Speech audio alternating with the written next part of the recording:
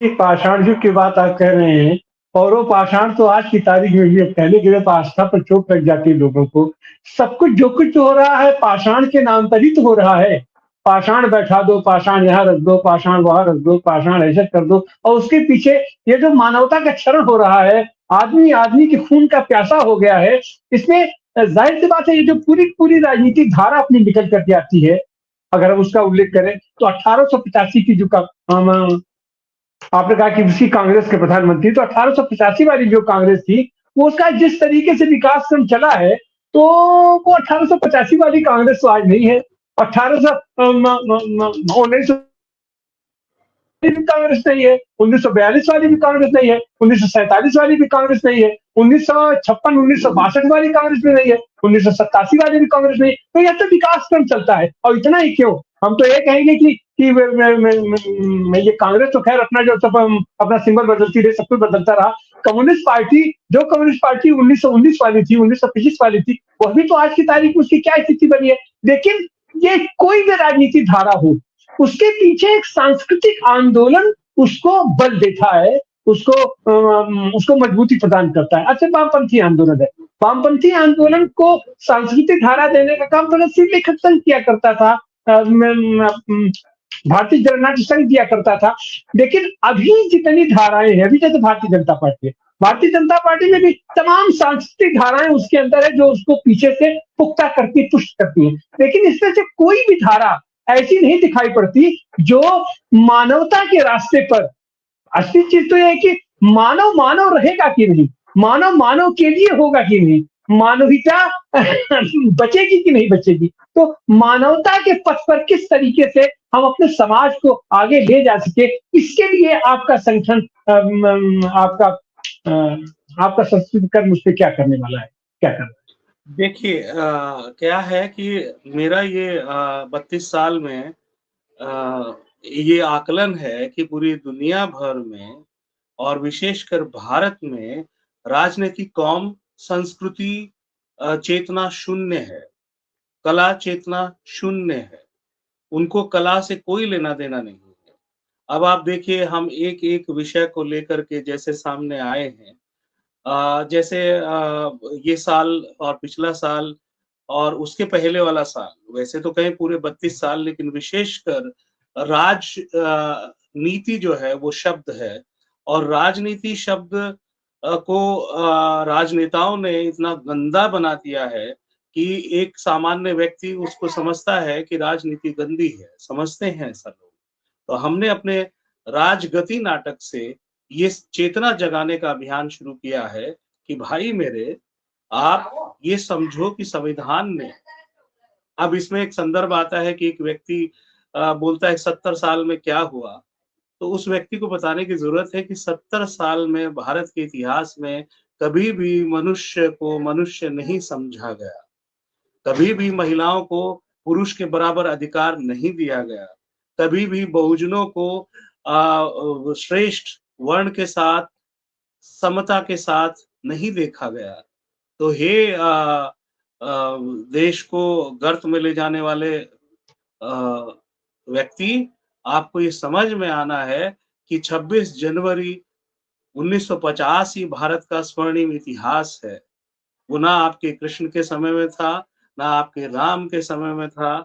ये अद्भुत स्वर्ण काल हमारे ही स्वतंत्रता सेनानियों ने लड़कर जनमानस की चेतना को जगाकर हासिल किया है।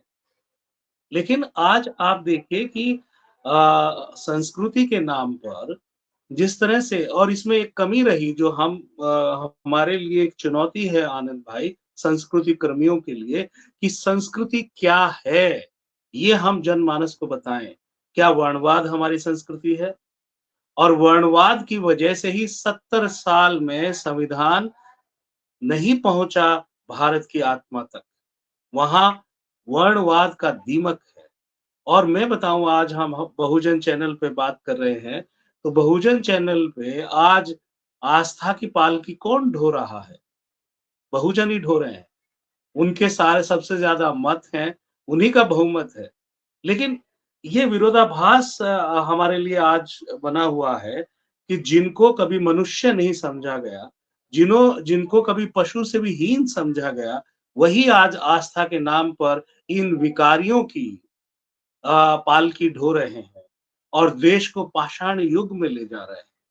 तो हम संस्कृति कर्मियों के लिए, क्योंकि सत्ता के खेल चलते रहते हैं, लेकिन मानवता को बचाने का जो कर्म है, वो रंग कर्मियों का कर्म है। हमारे लिए दोनों चुनौती है।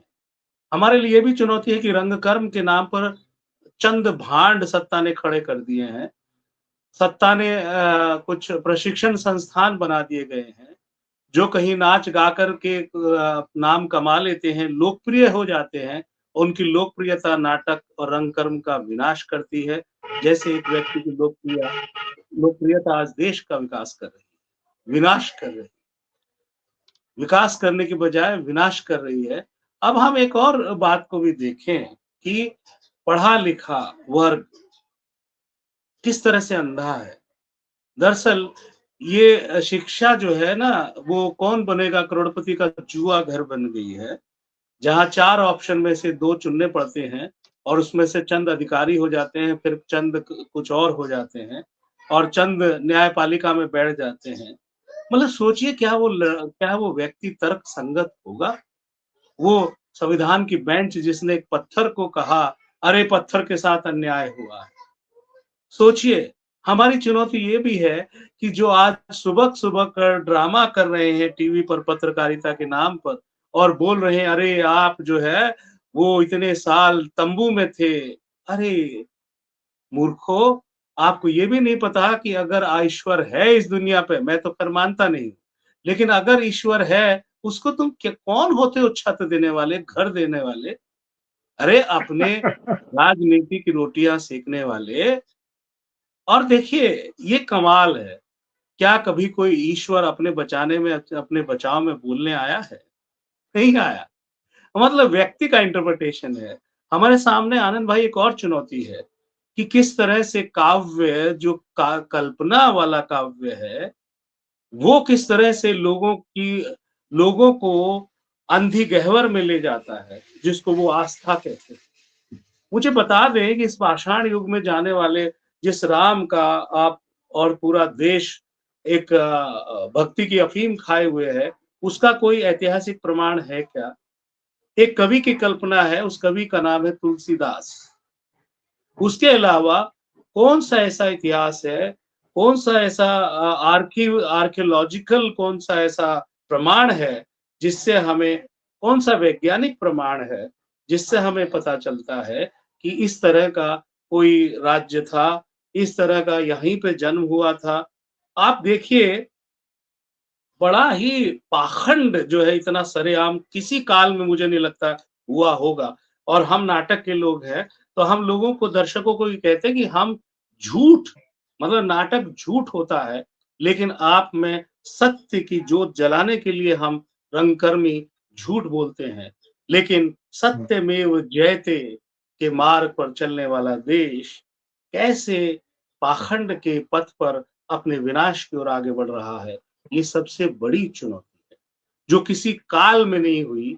मतलब वैज्ञानिक तकनीक का उपयोग कर आप जो है पाखंड को फैला रहे हैं। एक और चुनौती भी है आनंद भाई, वो ये है कि ये जो विनाश लीला रच रहे हैं, इनको आज पत्रकारिता मतलब मीडिया जो है वो महान बता रहा है।